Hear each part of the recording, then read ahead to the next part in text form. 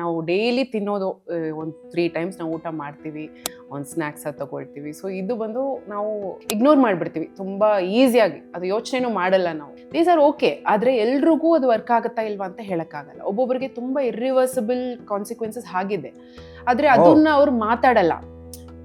ಎಲ್ಲ ಬಿಸ್ನೆಸ್ಸಲ್ಲೂ ಅವ್ರು ಸಕ್ಸಸ್ ಸ್ಟೋರೀಸೇ ಮಾತಾಡ್ತಾರೆ. ಯಾರು ಅದರಲ್ಲಿ ಏನು ಡ್ಯಾಮೇಜ್ ಆಗಿರೋದು, ಫಾಲ್ಟ್ ಆಗಿರೋದು, ಅವ್ರು ಎನಿ ಹಾರ್ಮ್ ಆಗಿರೋದನ್ನ ಮಾತಾಡಲ್ಲ. ಇವಾಗ ತುಂಬ ಹೈ ಪ್ರೋಟೀನ್ ತಗೊಂಡಿರೋರಿಗೆ ಕಿಡ್ನಿ ಡ್ಯಾಮೇಜ್ ಆಗಿರ್ಬೋದು, ಯೂರಿಕ್ ಆಸಿಡ್ ಜಾಸ್ತಿ ಆಗಿರ್ಬೋದು, ಅವ್ರಿಗೆ ಗೊತ್ತಿರಲ್ಲ. ಏನಾದರೂ ಪೌಡರ್ಸ್ ತಗೊಂಡಿರ್ತಾರೆ, ಪ್ರಾಡಕ್ಟ್ಸ್ ತಗೊಂಡಿರ್ತಾರೆ. So it is a irreversible consequence. So ನನಗೂ ತುಂಬ ಪಾಪ ಅನ್ಸುತ್ತೆ, ಈ ಫಸ್ಟೇ ಗೊತ್ತಿದ್ರೆ ಸ್ವಲ್ಪ ಅಗ್ರೆಸಿವ್ ಮಾಡ್ತಾ ಇರಲಿಲ್ಲ ಅಂತ. ಪೆಟ್ರೋಲು ಡೀಸೆಲ್ ಕಾರ್ ಆ ತರ ಬಾಡಿಗೆ ನಡೆಯಲ್ಲ. ಕರೆಕ್ಟ್. ಎಲ್ರು ಓಕೆ, ಈ ಸೆಲೆಬ್ರಿಟಿಗೆ ಮಾಡಿದ್ರು ನಾನು ಮಾಡ್ತೀನಿ, ನಮ್ಮ ಪಕ್ಕದ ಮನೆ ಆಂಟಿ ಇದು ಮಾಡಿದ್ರು ನಾನು ಮಾಡ್ತೀನಿ ಅಂತ ಹೇಳ್ಬಿಟ್ಟು ಎಲ್ರು ಹಂಗೆ ಮಾಡ್ತಿರ್ತಾರೆ. ಅಂದ್ರೆ ತೀರಾ ಕಾಂಪ್ಲಿಕೇಟೆಡ್, ತುಂಬಾ ಸಿಂಪಲ್ ಆಗೇನೆ ಇದನ್ನ ಕರೆಕ್ಟ್ ಮಾಡ್ಬೋದು. From ingredients you do, but ಈ ಪ್ರಾಸೆಸ್ಡ್ ಫುಡ್ಸ್, ಪ್ಯಾಕೇಜ್ಡ್ ಫುಡ್ಸ್, ಆಮೇಲೆ ಕೆಮಿಕಲಿ ಲೋಡೆಡ್ ಫುಡ್ಸ್, ಇದೆಲ್ಲ ತಿಂದಾಗ ಟೂ ಮೆನಿ ಥಿಂಗ್ಸ್. ಒಂದು ಬಂದು ಯಾವ್ದು ಹೇಗೆ ಅಂತ ನಮ್ಗೆ ಗೊತ್ತಾಗಲ್ಲ. ಇವಾಗ anything that comes in a process, ಅದಕ್ಕೆ ಒಬ್ರು that this is the no saying is there, if it is made in a plant don't eat, if it grows from a plant eat ಅಂತ.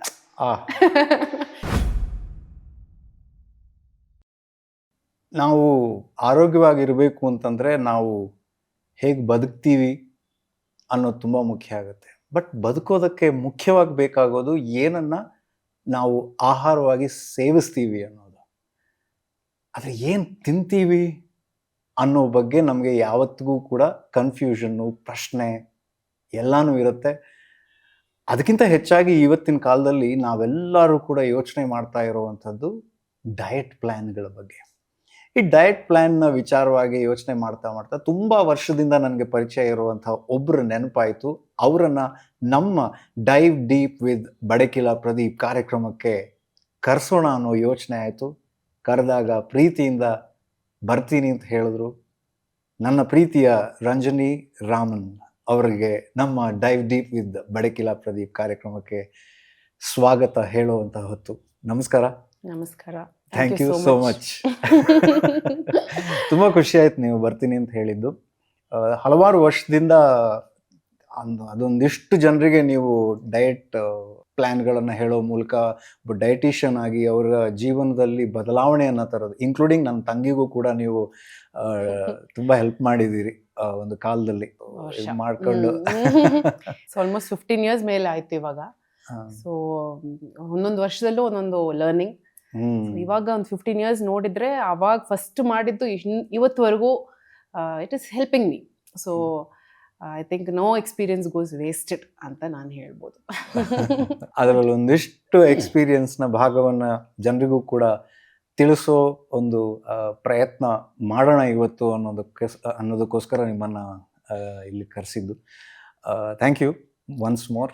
ಸೊ ಐ ಥಿಂಕ್ ಫುಡ್ ಒಂದು I think it's daily, ನಾವು daily ತಿನ್ನೋದು ಒಂದು 3 times ನಾವು ಊಟ ಮಾಡ್ತೀವಿ, ಒಂದು snacks ಅದು ತಗೊಳ್ತೀವಿ. ಸೊ ಇದು ಬಂದು ನಾವು ಇಗ್ನೋರ್ ಮಾಡಿಬಿಡ್ತೀವಿ ತುಂಬ ಈಸಿಯಾಗಿ, ಅದು ಯೋಚನೆನೂ ಮಾಡಲ್ಲ ನಾವು. ಏನು ತಿಂತಾ ಇದೀವಿ, ಏನು ತಿಂದ್ವಿ, ಏನೋ ಕೆಲಸ ಮಾಡ್ತಿರ್ತೀವಿ, ಮಧ್ಯದಲ್ಲಿ ಏನಾದರೂ ಒಂದು ಬಾಯಲ್ಲಿ ಹಾಕ್ಕೊಳ್ಳೋಣ ಅಂತ ಹೇಳ್ಬಿಟ್ಟು ನಾವು ಆ ಥರ ತಿಂತಾ ಇದೀವಿ. ಸೊ ಕಾನ್ಷಿಯಸ್ ಆಗಿ ನಾವು ಒಂದು ನ್ಯೂಟ್ರಿಷನ್ ಕೊಡೋಣ ಆ ಥರ ಯೋಚನೆ ಮಾಡಿ ತಿಂತಾ ಇಲ್ಲ ಇವಾಗ.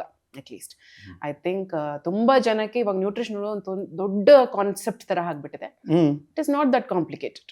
ತುಂಬ ಸಿಂಪಲ್, ನಾವು ಟ್ರೆಡಿಷನಲ್ ಆಗಿ ತಿಂದ್ರೇ ಸಾಕು. ಆದರೆ ಇವಾಗ ತುಂಬ ಸೋಷಿಯಲ್ ಮೀಡಿಯಾ ಇನ್ಫ್ಲೂಯೆನ್ಸ್ ಮತ್ತು ಯೂಟ್ಯೂಬ್ಸ್ ಎಲ್ಲ ಬಂದಿದ್ದರಿಂದ ಲಾಟ್ ಆಫ್ ಕನ್ಫ್ಯೂಷನ್. ಅದರಿಂದಾನೇ ಮಕ್ಕಳು ಬೇರೆ ಬೇರೆ ಎಲ್ಲ ಟ್ರೈ ಮಾಡಿಕೊಂಡು ಅವ್ರಿಗೆ ಕಾಯಿಲೆಗಳು ಬರೆಸ್ತಾ ಇದ್ದಾರೆ. ಅಂದರೆ ಯಾವ ಥರ, ಹೇಗೆ, ಏನಾಗ್ತದೆ? ಮೇ ಬಿ ಇವಾಗ ಬರೀ ಲಿಕ್ವಿಡ್ ಡಯಟ್, ಇಲ್ಲಾಂದ್ರೆ ಬರೀ ಫ್ರೂಟ್ ಡಯಟ್ ಎಲ್ಲ ಮಾಡ್ಕೊಂಡು ರಾ ಫುಡ್ ಡಯಟ್ ಅಂತೆಲ್ಲ ಮಾಡ್ತಿರ್ತಾರೆ. ಮೇ ಬಿ ಎಲ್ರಿಗೂ ಸೂಟ್ ಆಗಲ್ಲ ಅದು.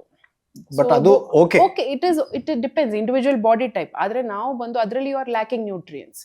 ಸೊ ಅದರಲ್ಲಿ ನೀವು ಪ್ರೋಟೀನ್ ಸಿಗ್ತಾ ಇಲ್ಲ, ಕಾರ್ಬೋಹೈಡ್ರೇಟ್ ಸಿಗ್ತಾ ಇಲ್ಲ, maybe you're just having fruits. ಬರೀ ರಾ ಸ್ಯಾಲಡ್ ಮಾಡೋದ್ರಿಂದಾನು ಒಬ್ಬೊಬ್ಬರಿಗೆ ಡೈಜೆಷನ್ ಅಷ್ಟು ಅಕ್ಸೆಪ್ಟ್ ಮಾಡಲ್ಲ. ಸೊ ಅದರಿಂದಾನು ಅವ್ರಿಗೆ ಒಂದು ಬ್ಲೋಟಿಂಗ್ ಬರ್ಬೋದು, ಡೈಜೆಸ್ಟಿವ್ ಇಶ್ಯೂಸ್ ಬಂದ್ಬಿಡುತ್ತೆ. ನಾನು ತುಂಬಾ ಕ್ಲೈಂಟ್ಸ್ ಹತ್ರ ವರ್ಕ್ ಮಾಡುವಾಗ ಅವ್ರ ಹಿಸ್ಟ್ರಿ ಕೇಳಿದಾಗ ಅವ್ರು ಅಟ್ಲೀಸ್ಟ್ ಒಂದು 4-5 ಡಿಫ್ರೆಂಟ್ ಡಯಟ್ಸ್ ಟ್ರೈ ಮಾಡಿರ್ತಾರೆ. ಅಯ್ಯೋ, ಐದರ್ ತುಂಬಾ ಹೈ ಪ್ರೋಟೀನ್ ಅಂತ ತುಂಬಾ ಪ್ರೋಟೀನ್ ತಿಂದಿರ್ತಾರೆ, ಇಲ್ಲಾದ್ರೆ ತುಂಬಾ ಕಡಿಮೆ ಪ್ರೋಟೀನ್ ತಿಂದು ಬರೀ ಲಿಕ್ವಿಡ್ ಡಯಟ್, ಜ್ಯೂಸ್ ಡಯಟ್ ಈ ತರ ಮಾಡಿರ್ತಾರೆ. ಇಲ್ಲಾದ್ರೆ ಏನಾದ್ರೂ ಒಂದು 10 days ಹೋಗ್ಬಿಟ್ಟು ಕ್ಲೆನ್ಸ್ ಮಾಡ್ಕೊಂಡು ಡಿಟಾಕ್ಸ್ ಮಾಡ್ಕೊಂಡು ಎಲ್ಲ ಮಾಡ್ಕೊಂಡು ಬಂದಿರ್ತಾರೆ. ದೀಸ್ ಆರ್ ಓಕೆ, ಆದ್ರೆ ಎಲ್ರಿಗೂ ಅದು ವರ್ಕ್ ಆಗುತ್ತಾ ಇಲ್ವಾ ಅಂತ ಹೇಳಕ್ಕಾಗಲ್ಲ. ಒಬ್ಬೊಬ್ಬರಿಗೆ ತುಂಬಾ ಇರ್ರಿವರ್ಸಿಬಲ್ ಕಾನ್ಸಿಕ್ವೆನ್ಸಸ್ ಆಗಿದೆ, ಆದ್ರೆ ಅದನ್ನ ಅವ್ರು ಮಾತಾಡಲ್ಲ. ಎಲ್ಲ ಬಿಸ್ನೆಸ್ ಅಲ್ಲೂ ಅವ್ರು ಸಕ್ಸಸ್ ಸ್ಟೋರೀಸೇ ಮಾತಾಡ್ತಾರೆ. ಯಾರು ಅದ್ರಲ್ಲಿ ಏನ್ ಡ್ಯಾಮೇಜ್ ಆಗಿರೋದು, ಫಾಲ್ಟ್ ಆಗಿರೋದು, ಅವ್ರು ಎನಿ ಹಾರ್ಮ್ ಆಗಿರೋದನ್ನ ಮಾತಾಡಲ್ಲ.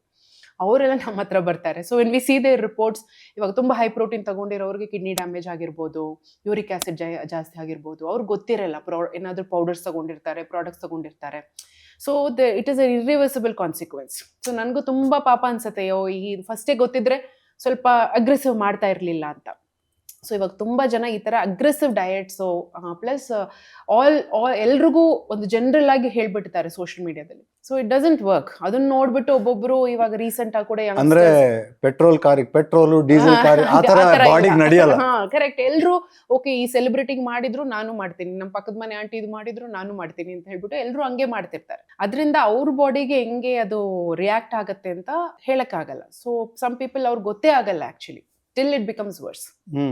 ಸೊ ಇವಾಗ ಪ್ರಾಬ್ಲಮ್ ಇರೋದು ಏನಂದ್ರೆ over information, too much of information about nutrition. ಅಷ್ಟು ಇನ್ಫಾರ್ಮೇಶನ್ ಬಂದಾಗ, ಎವ್ರಿ ಡೇ ಹೊಸ ಹೊಸ ಇನ್ಫಾರ್ಮೇಶನ್ ಬಂದಾಗ ಹೊಸ ಹೊಸ ಹೆದರಿಕೆ ಮಕ್ಕಳಿಗೆ. ಯಾಕಂದ್ರೆ ಹೊಸ ಹೊಸ ಟಾಪಿಕ್, ಓಕೆ ಇವಾಗ ನಾನು ಟೀ ಕುಡಿಬಾರ್ದು, ನಾಳೆ ಹಾಲು ಕುಡಿಬಾರ್ದು ಅಂತಾರೆ, ಅದನ್ನ ನಿಲ್ಸ್ಬಿಡ್ತಾರೆ 2 ದಿನ. ಮತ್ತೆ ಒಂದಿನ ಪ್ರೋಟೀನ್ ಜಾಸ್ತಿ ತಿನ್ಬೇಕು ಅಂತಾರೆ, ಹೋಗಿ ಎಲ್ಲ ಪ್ರೋಟೀನ್ ತಗೊಂಡ್ ಬಂದು ತಗೊಳ್ಳೋದು. ಮತ್ತೆ ಒಂದು 3-4 ಡೇಸಲ್ಲಿ ಯಾರಾದ್ರದ್ದು ಸೆಲೆಬ್ರಿಟಿಗೆ ಏನಾದ್ರೂ ಆಗಿರುತ್ತೆ, ಪ್ರೋಟೀನ್ ಕಿಡ್ನಿ ಫೇಲಿಯರ್ ಆಯ್ತು ಅಂದ ತಕ್ಷಣ ಅದನ್ನೆಲ್ಲ ನಿಲ್ಸ್ಬಿಟ್ಟು ಮತ್ತೆ ಟ್ರೆಡಿಷನಲ್ ಫುಡ್ ಹೋಗೋದು. So body, they are putting the body into so many ups and downs. So ಬಾಡಿಗೆ ಅದೊಂದು ಇಟ್ ವಿಲ್ ಒಂದು ಲೆವೆಲ್ ಆದ್ಮೇಲೆ ಬಾಡಿ ಕಾಂಟ್ ಹೋಲ್ಡ್. ಸೊ ಅದು ಸಿಂಪ್ಟಮ್ಸ್ ಕೊಡಕ್ಕೆ ಶುರು ಮಾಡ್ಬಿಡುತ್ತೆ. ಸೊ ಒಬ್ಬೊಬ್ಬರಿಗೆ ಡೈಜೆಷನ್ ಪ್ರಾಬ್ಲಮ್ ಇರ್ಬೋದು, ಇಲ್ಲಾಂದ್ರೆ ಈ ತರ ಕಿಡ್ನಿ ಪ್ರಾಬ್ಲಮ್ಸ್ ಬರ್ಬೋದು, weight related problems, hormonal problems, ಈ ಥರ ಎಲ್ಲ ಬರ್ಬೋದು. ಪ್ಲಸ್ ಫುಡ್ ಅನ್ನೋದು, ಆ nutrition it's not looked at as nutrition. ಅದೇ ಇವಾಗ ಏನು ತಿಂದರೆ ವೇಟ್ ಲಾಸ್ ಆಗ್ಬೋದು, ಏನು ತಿಂದರೆ ವೇಟ್ ಗೇನ್ ಆಗುತ್ತೆ, ಈ ಥರ ಕಾನ್ಸೆಪ್ಟಲ್ಲೇ ಮಾತಾಡ್ತಾರೆ. But nobody is talking as fuel. It's the ಪ್ರಾಣ, ಇಟ್ಸ್ ದ ಲೈಫ್, ರೈಟ್? ಅದನ್ನು ಯಾರು ಆ ಥರ ನೋಡ್ತಾ ಇಲ್ಲ. ನಾನು ಇದು ಬಂದು I think olden days this was very easy. ಯಾಕಂದರೆ ಬೇರೆ ಏನು ಡಿಸ್ಟ್ರಾಕ್ಷನ್ ಇರಲಿಲ್ಲ, ಏನು ಬೆಳೀತಾ ಇದ್ವೋ ಅದನ್ನು ತಿಂತಾ ಇದ್ವಿ, very close to nature, simple foods, ಜಾಸ್ತಿ ಕನ್ಫ್ಯೂಷನ್ಸ್ ಇರಲಿಲ್ಲ. ಸೊ ಎಲ್ಲೋ ಅದನ್ನೇ ತಗೊಂಡ್ಬಿಟ್ಟು like they were active also. So not many confusions, ignorance and bliss ಅಂತಾರಲ್ವ ಆ ಥರ. ಇವಾಗ ಎಷ್ಟಕ್ಕೆ ನಾವು ಗೊತ್ತಾಗ್ತಿದೆಯೋ ಅಷ್ಟು ಕನ್ಫ್ಯೂಷನ್ಸ್ ಆಗ್ತಿದೆ, ಅಷ್ಟು ಪೀಪಲ್ ಆರ್ ಮೇಕಿಂಗ್ ಮಿಸ್ಟೇಕ್ಸ್, ಅಷ್ಟು ಹೆಲ್ತ್ ಇಶ್ಯೂಸು ಬರ್ತಾ ಇದೆ. ನೀವು ಕಾಂಪ್ಲಿಕೇಶನ್ಸ್ ಜೊತೆ ಬರ್ತಾರೆ ಪೇಷಂಟ್ಸು ಅಥವಾ ಕ್ಲೈಂಟ್ಸ್ ಅಂತ ಹೇಳ್ತೀರಿ. ಸೊ ಏನಾದರೂ ಉದಾಹರಣೆಗಳಿದೆಯಾ, ಮತ್ತೆ ಏನು ಮಾಡ್ತೀರಾ ನಿಮ್ಮ ಪ್ರಾಸೆಸ್ನಲ್ಲಿ? ಅದನ್ನ ಕರೆಕ್ಟಿವ್ ಮೆಷರ್ಸ್ ಏನು ತಗೊಳ್ತೀರಾ? Definitely I think I can remember one main, ಇದು ಒಂದು kidney issues. This was again, ಈಗ ಕೀಟೋ ಡಯಟ್ ಅಂತೀವಿ, ಈ ಥರ ಕೀಟೋ ಡಯಟ್ ಬಿಕೇಮ್ ಫೇಮಸ್. ಒಂದು 2 years ಮುಂಚೆ ಅದು ತುಂಬ ಫೇಮಸ್ ಆಗಿತ್ತು, ಎಲ್ಲರೂ ಕೀಟೋ ಡಯಟ್ ಮಾಡ್ತಿದ್ರು. ಅದೊಂಥರ ಏನೋ became a fancy fashion statement ಥರ ಆಗ್ತಿತ್ತು.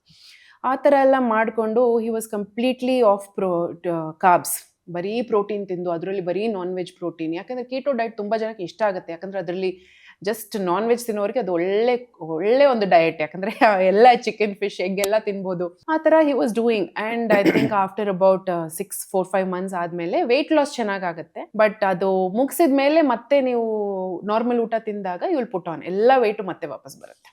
ಅದು ಒಬ್ಬೊಬ್ಬರು ಬೇಗ ಅಂಡರ್ಸ್ಟ್ಯಾಂಡ್ ಮಾಡಿಕೊಂಡು ಕರೆಕ್ಟ್ ಮಾಡಿಬಿಡ್ತಾರೆ. ಒಬ್ಬೊಬ್ಬರು ಹಂಗೆ ಕಂಟಿನ್ಯೂ ಮಾಡ್ತಾ ಇರುವಾಗ there is high risk of kidney damage. Mainly ತುಂಬ ಪ್ರೋಟೀನ್ ಇದು ಎಲ್ರಿಗೂ ಆಗುತ್ತೆ ಅಂತಿಲ್ಲ, because again it depends on every persons, ಅವರು ಕಿಡ್ನಿ ಕೆಪಾಸಿಟಿನೂ ಇದೆ ಅಲ್ವಾ. ಸೊ ಒಬ್ಬೊಬ್ರದ್ದು ಕಿಡ್ನಿನೂ ಒಂದೊಂದು ಥರ ಬಿಹೇವ್ ಮಾಡುತ್ತೆ. ಸೊ ಅದರಲ್ಲಿ ನಾವು ನೋಡಿದ ಅವಾಗ kidney parameters were off. So ಅದನ್ನ ನಾವು ಮತ್ತೆ ಏನು ಮಾಡಬೇಕಂದ್ರೆ ಫಸ್ಟ್ ಅವ್ರಿಗೆ ಕೌನ್ಸಿಲಿಂಗ್ ಮಾಡಿ, ಯಾಕಂದ್ರೆ ಒಂಥರ ಅಕ್ಸೆಪ್ಟೆನ್ಸ್ ಆಗ್ಬಿಟ್ಟಿರ್ತಾರೆ, ಅವರು ವೆಯ್ಟ್ ಲಾಸ್ ಆಂಗಲ್ ಅಲ್ಲಿ ಮಾತ್ರ ನೋಡ್ತಿರ್ತಾರೆ. ಓ ಅದು ನಂಗೆ ಉಪಯೋಗ ಆಗಿದೆಯಲ್ಲ, ನನ್ಗೆ ಅದು ಇದಾಯ್ತು, ಯಾಕೆ ಹಿಂಗೆ ಹೇಳ್ತಾರೆ ಅಂತ. ಆದ್ರೆ ನಾವು ಮತ್ತೆ ಅದನ್ನ ಸೈಂಟಿಫಿಕ್ ಆಗಿ ಹೇಳಿ, ಇಲ್ಲ ನೋಡಿ ನೀವು ಒಂದೇ ನ್ಯೂಟ್ರಿಯೆಂಟ್ ಮೇಲೆ ಬರೀ heavy fat, heavy protein keto diet ಅಲ್ಲಿ, ಫುಲ್ ಫ್ಯಾಟ್, ಚೀಸ್, ಬಟರ್, ಅದೇ ಬಟರ್ ಕಾಫಿ, ಬುಲೆಟ್ ಕಾಫಿ ಅಂತೆಲ್ಲ ಕುಡಿತಾ ಇದ್ರಲ್ಲ, either put coconut or butter in black coffee, ಈ ಥರ ಎಲ್ಲ ಮಾಡ್ಕೊಂಡು it's not a pleasant thing at all. ಆದರೆ ಮಾಡ್ತಾರೆ, ಯಾಕಂದ್ರೆ ಇಟ್ ವಾಸ್ ಗಿವಿಂಗ್ ರಿಸಲ್ಟ್ಸ್. ಇವಾಗ ಕೀಟೋಜೆನಿಕ್ ಡಯಟ್ ಬಂದು it's actually medically approved diet for epilepsy and brain disorders in hospital setup. Okay. So in hospital setup, ICUದಲ್ಲಿ ಇಲ್ಲ critical stages ಇದ್ದಾಗ ketogenic diet is a medically approved diet. But monitor ಮಾಡಬೇಕು, dietitian, clinical nutritionist ಇರಬೇಕು, doctor monitor ಮಾಡಬೇಕು. ಆ ಥರ ಮಾಡಿದ್ರೆ it is actually helpful. ಆದರೆ ನಾವು anybody is doing a ketogenic diet, so ಆ ಥರ ಇಟ್ ವೋಂಟ್ ವರ್ಕ್. ಸೊ ಇದೊಂದು ಕೇಸ್ ಆಯಿತು. ಇನ್ನೊಂದು I remember not just diet, ತುಂಬಾ ಮತ್ತೆ ಎಕ್ಸ್ಟ್ರೀಮ್. ಅದೇನಾಯ್ತು ಅಂದ್ರೆ ಅದರಲ್ಲಿ? ಆಮೇಲೆ we definitely could not revive the kidney. There is definitely a possibility of kidney damage ಆದ್ಮೇಲೆ ಅದನ್ನ ರಿವೈವ್ ಮಾಡೋದು ಸ್ವಲ್ಪ ಕಷ್ಟ. You can only manage that. Manage. So ಅದನ್ನ ನಾವು ಮತ್ತೆ ಡಯಟ್ರಿ ಕರೆಕ್ಷನ್ಸ್ ಎಲ್ಲ ಮಾಡಿ, ಬಿಕಾಸ್ ಇದರಲ್ಲಿ ವೆಯ್ಟು ಅವ್ರಿಗೆ ಮತ್ತೆ ಗೇನ್ ಆಗಿಬಿಟ್ಟಿದ್ರು. That's why he had come. So ಆಮೇಲೆ ಸ್ವಲ್ಪ ಸ್ಟೆಬಿಲೈಸ್ ಮಾಡಿ ನಾರ್ಮಲ್ ಊಟ ಎಲ್ಲ ಕೊಟ್ಟು, ಪೋರ್ಷನ್ ಕಂಟ್ರೋಲ್, ಟೈಮಿಂಗ್ಸ್ ಅಲ್ಲಿ ತಿನ್ನೋದೆಲ್ಲ ಮಾಡಿ, ಪ್ಲಸ್ ರಿವ್ಯೂ ಎವ್ರಿ 3 months ರಿವ್ಯೂಗೆ ಹೋಗಿ ಡೆಫಿನೆಟ್ಲಿ ಡಾಕ್ಟರ್ ಹತ್ರ ಹೋಗಿ ನೋಡಬೇಕು ಅಂತ ಹೇಳಿ, ಆವಾಗ 3 months ಒನ್ಸ್ ಅವ್ರ ಬ್ಲಡ್ ರಿಪೋರ್ಟ್ ನೋಡಿ ಅದ್ರ ಪ್ರಕಾರ ನಾವು ಡಯಟ್ನ ಬಂದು ಕ್ಯೂರೇಟ್ ಮಾಡಿ ಪರ್ಸನಲೈಸ್ ಮಾಡಿರ್ತೀವಿ. ಸೊ ಈ ಥರ ಕೇಸಸ್ ಬರ್ತದೆ. ಈಗ ಮ್ಯಾನೇಜ್ ಆಗ್ತಿದೆ ಇವಾಗ ಓಕೆ, ಹಿ ಡಿಡ್ ಒಂದು 6 months ಮಾಡಿದ್ರು, ಹಿ ಅಂಡರ್ಸ್ಟುಡ್ ಹೆಂಗ್ ಮಾಡಬೇಕು ಏನು ಅಂತೆಲ್ಲ ಗೊತ್ತಾದ್ಮೇಲೆ ನಾವು ಹಿ ಇಸ್ ಫೈನ್. ಈ ಥರ ಡೈಜೆಸ್ಟಿವ್ ಇಶ್ಯೂಸು ತುಂಬ ಬರ್ತಾರೆ. So digestive is the worst. ನನ್ನ ಕೇಳಿದ್ರೆ ಎಲ್ಲ ಮಾಡಿರ್ತಾರೆ, ಹೋಮ್ ರೆಮಿಡೀಸ್ ಇಂದ ಹಿಡಿದು Ayurvedic they would have tried, naturopathy try ಮಾಡಿರ್ತಾರೆ. ಏನು ಅಂದ್ರೆ ಒಂದು ಸ್ವಲ್ಪ ಅಸಿಡಿಟಿಯಿಂದ ಶುರುವಾಗಿರ್ಬೋದು, ಆ ಅಸಿಡಿಟಿನ ಕರೆಕ್ಟ್ ಮಾಡ್ತೀನಿ ಅಂದ್ಬಿಟ್ಟು ದೇ ವಿಲ್ ಏನಾದ್ರು ಜ್ಯೂಸ್ ಅದು ಇದೆಲ್ಲ ಟ್ರೈ ಮಾಡ್ತಾರೆ. ಅದು ಮತ್ತೆ ಅಗ್ರವೇಟ್ ಆಗುತ್ತೆ, ವರ್ಕ್ ಆಗಲ್ಲ. ದೆನ್ ದೇ ಟ್ರೈ ಇದೇನಾದ್ರು ಫ್ರೂಟ್ಸ್ ಎಲ್ಲ ತಗೊಳ್ಳೋಣ, ವೆಜಿಟೇಬಲ್ಸ್ ತಗೊಳ್ಳೋಣ, ಆ ಥರ ಟ್ರೈ ಮಾಡ್ತಿರ್ತಾರೆ. ಇದೊಂದು ಕೇಸ್ ಹೇಳ್ತಾ ಇದ್ದೀನಿ, ಯಾಕೆ ಎಲ್ಲ ಟ್ರೈ ಮಾಡಿ ಈ ತರ ಡಿಫ್ರೆಂಟ್ ಆಮೇಲೆ ಈ ಲೇಡೀಸ್ ಫಿಂಗರ್ ಜ್ಯೂಸ್, ಆಮೇಲೆ ಬೆಳಗ್ಗೆನೆ ಒಂದು 5-6 ಜ್ಯೂಸಸ್, ನೋ ಬ್ರೇಕ್ಫಾಸ್ಟ್, ಡೈರೆಕ್ಟ್ ಇದೆಲ್ಲ ಒಂದು ಜ್ಯೂಸ್. ಯಾಕಂದ್ರೆ ಅವರು ಅಷ್ಟು ಡೆಸ್ಪರೇಷನ್, ಅದು ಸರಿಯಾಗಬೇಕು ಅಂತ. It's not their fault also. ಯಾಕಂದ್ರೆ ಇವತ್ತು ಅಷ್ಟು ಇನ್ಫಾರ್ಮೇಶನ್ ಇದ್ದಾಗ, ಸರಿ ಇದು ಟ್ರೈ ಮಾಡಿದ್ರೆ ಸರಿ ಆಗ್ಬೋದು, ಇದು ಟ್ರೈ ಮಾಡಿದ್ರೆ ಸರಿ ಆಗ್ಬೋದು ಅಂದ್ಬಿಟ್ಟು ಟ್ರೈ ಆಲ್ ದಟ್. ಆಮೇಲೆ ಆಯುರ್ವೇದಿಕ್ ಮೆಡಿಸಿನ್ಸ್ ಮತ್ತೆ ನ್ಯಾಚುರೋಪತಿ ಎಲ್ಲ ಟ್ರೈ ಮಾಡಿ, ಆಮೇಲೆ ಲಾಸ್ಟ್ ಹೇಳ್ತಾನೆ, ನನಗೆ ಗೊತ್ತಿಲ್ಲ ಏನು ಯಾಕೆ ಈ ಥರ ನನಗೆ ಸ್ಟಮಕ್ ಇಶ್ಯೂಸ್ ಬರ್ತಾ ಇದೆ, ನನಗೆ ಚೆಸ್ಟ್ ಬರ್ನಿಂಗ್ ಇದೆ, ಯಾವಾಗಲೂ ಒಂಥರ ಬ್ಲೋಟಿಂಗ್ ಇದೆ ಅಂತ ಹೇಳಿ ಬರ್ತಾರೆ. ಸೊ ಈ ಥರ ಒಂದು ಕೇಸ್ ಬಂದಾಗ ಫಸ್ಟ್ ಆಫ್ ಆಲ್ ಅವರು ಗ್ಯಾಸ್ಟ್ರೋಗೆ ಹೋಗಿ ನೋಡಲ್ಲ. ತುಂಬ ಜನಕ್ಕೆ ಗ್ಯಾಸ್ಟ್ರೋಎಂಟ್ರಾಲಜಿಸ್ಟ್ ಹೋಗ್ಬೇಕು ಅಂದ್ರೇನೆ ಅವ್ರಿಗೊಂಥರ ಹೆದರಿಕೆ, ಯಾಕಂದರೆ ಎಂಡೋಸ್ಕೋಪಿ ಮಾಡ್ತಾರೆ ಫಸ್ಟ್, ಅದೇ ಒಂದು ತುಂಬ ಹೆದರಿಕೆ, ಬಾಯಿಗೆ ಟ್ಯೂಬ್ ಹಾಕಿ ಎಲ್ಲ ಮಾಡೋದು. So people don't want to, and medicine ಬೇಡ ಅಂತ. ಅದು ಇಟ್ಸ್ ಅ ನಾರ್ಮಲ್ ಫಿಯರ್ ಎಲ್ರಿಗೂ. ಯಾಕೆ ಫಸ್ಟ್ ಮೆಡಿಸಿನ್ ಮಾಡೋದು, ಫಸ್ಟ್ ನ್ಯಾಚುರಲ್ ಮೆಥಡ್ಸಲ್ಲಿ ಟ್ರೈ ಮಾಡೋಣ ಅಂತ ಮಾಡ್ತಾರೆ. ಸೊ ಇವಾಗ ಒಂದು ಮೈಲ್ಡ್ ಅಸಿಡಿಟಿ ಆ ಥರ ಎಲ್ಲ ಇದ್ದಾಗ ಮನೆ ಹೋಮ್ ರೆಮಿಡೀಸ್ ವಿಲ್ ವರ್ಕ್. ಆದರೆ ಕ್ರಾನಿಕ್ ಅಸಿಡಿಟಿ ತುಂಬ ದಿನ ಆ ಥರ ಇದ್ದಾಗ, ತುಂಬ ನಾವು life it's affecting every day life affect ಆದಾಗ, you should go to a gastro, because root ಇದು cause we have to find out ಏನಕ್ಕೆ ಅದು ಆಗ್ತದೆ. ಬಿಕಾಸ್ ಇವಾಗ ಗ್ಯಾಸ್ಟ್ರೋ ಡಿಸೀಸಲ್ಲಿ we have 7-8 kind of diseases. IBS ಇದೆ, IBD ಇದೆ, we have coeliac disease, we have diverticulitis, ಈ ಥರ ತುಂಬ ಇದೆ. ಸೊ ಅದು ಏನಂತ ಗೊತ್ತಿಲ್ಲದೆ ಸಮ್ ಪೀಪಲ್ ಡಿಲೇ, ಇವಾಗ ಮನೆ ರೆಮಿಡೀಸ್ ಮಾಡೋಣ ಅಂತ ಹೇಳ್ಬಿಟ್ಟು ಡಿಲೇ ಮಾಡ್ತಾರೆ. Sometimes it can also be colon cancer. So ಅವಾಗ ಅವರು ಡಿಲೇ ಮಾಡ್ತಾ the chances of cancer becoming worse is also there. So we are saying ಮನೆ ರೆಮಿಡೀಸ್ ಮಾಡಿ, ನೋ ಪ್ರಾಬ್ಲಮ್. ಆದರೆ ಫಸ್ಟ್ ಅಂಡರ್ಸ್ಟ್ಯಾಂಡ್ ದ ಡಯಾಗ್ನೋಸಿಸ್, ಏನಾಗಿದೆ ಅಂತ ಫಸ್ಟ್ ನೋಡ್ಬಿಟ್ಟು ಅದ್ರ ಪ್ರಕಾರ ಈವನ್ ಫಾರ್ ನ್ಯೂಟ್ರಿಷನ್ ಪ್ಲಾನ್ ಕೊಡುವಾಗಲೂ we see what is the condition. IBD, irritable bowel disease, inflammatory bowel disease ಅಂತ ಬಂದಾಗ ಅದಕ್ಕೊಂದು ಸೆಪ್ರೇಟ್ ಡಯಟ್ ಪ್ರೋಟೋಕಾಲ್ ಇದೆ, ಏನೇನು ಇನ್ಫ್ಲಮೇಷನ್ ಕಾಸ್ ಮಾಡುತ್ತೆ ಅದನ್ನು ಸ್ಟಾಪ್ ಮಾಡಬೇಕು ಅಂತ. ಅದೇ ಥರ IBS ಬಂದಾಗ, ಇರಿಟಬಲ್ ಬೌಲ್ ಸಿಂಡ್ರೋಮ್ ಅಂದರೆ ಅದಕ್ಕೊಂದು ಸೆಪ್ರೇಟ್, ಅದರಲ್ಲೂ ಒಂದು 3-4 ಕ್ಯಾಟಗರೀಸ್ ಇದೆ, ಅದಕ್ಕೊಂದು ಸೆಪ್ರೇಟ್ ಡಯಟ್ರಿ ಪ್ಯಾಟರ್ನ್ ಕೊಡಬೇಕು. ಸೀಲಿಯಾಕ್ ಡಿಸೀಸ್ ಅಂತ ಬಂದಾಗ ನಾವು ಗ್ಲೂಟನ್ ಎಲ್ಲ ತೆಗೆದು ಅದಕ್ಕೊಂದು ಸೆಪ್ರೇಟ್ ಡಯಟ್ರಿ ಇದೆ. ಸೊ ಅದು ನಾವು ಕರೆಕ್ಟ್ ಡಯಾಗ್ನೋಸಿಸ್ ಇದ್ರೇ we can find out what is the path to follow. ಇವಾಗ ಡಯಾಗ್ನೋಸಿಸೇ ಇಲ್ಲದೆ ಒಬ್ಬೊಬ್ಬರು ತುಂಬ ಮಾಡ್ತಿರ್ತಾರೆ. ಸೊ ನಮಗೆ ಒಂದೇ fear as a protocol also ನಾವು ಏನು ಮಾಡ್ತೀವಿ ಅಂದರೆ, ಫಸ್ಟು ಈ ಥರ ಗಟ್ ಇಶ್ಯೂಸ್ ಬಂದಾಗ we ask, are you meeting a gastro, did you meet a gastroenterologist, diagnosis ಮಾಡಿದ್ದೀರಾ ಅಂತ. ಅವ್ರು ಇಲ್ಲ ಅಂದರೆ ನಾವು ಹೇಳ್ತೀವಿ ಒಂದ್ಸತಿ ಮೀಟ್ ಮಾಡಿ ಏನು ಡಯಾಗ್ನೋಸಿಸ್ ಅಂತ ನೋಡಿಬಿಟ್ಟು ಅದ್ರ ಪ್ರಕಾರ ನಾವು ಪರ್ಸನಲೈಸ್ ಮಾಡೋಣ for the plan. In case, ಯಾಕಂದರೆ ತುಂಬ ಜನ sometimes it has been cancer also. So now we have told them to go and then it has been a cancer, so they've understood it is a cancer. ನನಗೆ ಇನ್ನೊಂದು client ಜ್ಞಾಪಕ ಬರ್ತಿದ್ದಾರೆ. ಅವ್ರಿಗೆ ಟಂಗಲ್ಲಿ she had boil. ಅವ್ರಿಗೆ ಅದು ಒಂದು boil ಅಂತಾನೆ she was like going on thinking. ಆಮೇಲೆ ಅದು ಹೋಗ್ತಾನೆ ಇರಲಿಲ್ಲ. ಅವರು ಡಯಟ್ ಬೇರೆ ವೆಯ್ಟ್ ಲಾಸ್ ಅದ್ರ ಬಗ್ಗೆ ಮಾಡ್ತಿದ್ರು. ಆದರೆ ದಿಸ್ ಟಂಗ್ ವಾಸ್ ಒಂದು ಸೈಡಲ್ಲಿ ಬಾಯ್ಲ್ ಬರ್ತಿತ್ತು, ರೆಡ್ಡಿಶ್ ಅಂತ ಆಗ್ತಿತ್ತು. ಆಮೇಲೆ ಐ ಥಿಂಕ್ ಇದೆಲ್ಲ ಮಾಡ್ತಿರೋ, ಸರಿ ಒಂದ್ಸತಿ ಡಾಕ್ಟರ್ ಹತ್ರ ಹೋಗೋಣ ಅಂತ ಅಲ್ಲೋಗಿ ನೋಡಿದ್ರೆ she was not, before that only it was diagnose. ನಾವು ಹೇಳಿರಲಿಲ್ಲ, but it was diagnose when she came to us, she told us. ಆವಾಗ ಡಾಕ್ಟರ್ ಹತ್ರ ಹೋದಾಗ she has develop cancer in the tongue. So ಅದನ್ನ ಅವರು ಆಮೇಲೆ ಕಟ್ ಮಾಡಿಬಿಟ್ರು. They had to chop off the tongue ಒಂದು ಸ್ವಲ್ಪ, they had to remove that portion of it, because ಅದು ಕ್ಯಾನ್ಸರ್ ಮಲ್ಟಿಪ್ಲೈ ಆಗುತ್ತೆ ಅಂತ. ಸೊ ಸಮ್ಟೈಮ್ಸ್ ನಮಗೆ ಆಸ್ ಡಯಟಿಷಿಯನ್ಸ್ ನಮಗೆ it is a responsibility to highlight these things. If we see something like this, ನಾವು ಅದನ್ನ ಹೇಳ್ಬೇಕು ಅವ್ರ ಹತ್ರ ಹೋಗಿ ನೋಡಿ ಅಂತ. ಯಾಕಂದ್ರೆ ಅದನ್ನು ಆಸ್ ಅ ರೆಸ್ಪಾನ್ಸಿಬಲ್ ಡಯಟಿಷಿಯನ್ ನಾನೇ ಟ್ರೈ ಮಾಡಿ ಡೀಲ್ ಮಾಡ್ತೀನಿ ಅಂತ ಹೇಳ್ತಾ ಅವ್ರಿಗೆ ಕ್ಯಾನ್ಸರ್ ಕ್ಯಾನ್ ಗೆಟ್ ಫಾಸ್ಟರ್, ಅಗ್ರವೇಟ್ ಆಗ್ಬೋದು. It can become they multiply the rate at multiplication very fast. So ನಾವು ಯಾವಾಗಲೂ ಗ್ಯಾಸ್ಟ್ರೋ ಈ ಥರ ಬಂದಾಗ ಖಂಡಿತ ನೀವು ಒಂದು ಗ್ಯಾಸ್ಟ್ರೋಎಂಟ್ರಾಲಜಿಸ್ಟ್ ನೋಡಬೇಕು. ಏನು ಡಯಾಗ್ನೋಸ್ನ ನೋಡಿದ ಮೇಲೆ we will definitely give you the diet. But ನೀವು ಬಂದು ಅದನ್ನ ಪ್ರೋಟೋಕಾಲ್ ಬಗ್ಗೆ ಆ ಥರ ಹೋಗಬೇಕು. ಬರೀ ಹೋಮ್ ರೆಮಿಡೀಸ್ ಎಲ್ಲ ಮಾಡ್ತೀವಿ, ಇನ್ ಎಕ್ಸ್ಟ್ರೀಮ್ ಸಿಚುವೇಶನ್ಸ್ ಆದಾಗ ಇಟ್ ಕ್ಯಾನ್ ಬಿ ಬ್ಯಾಡ್.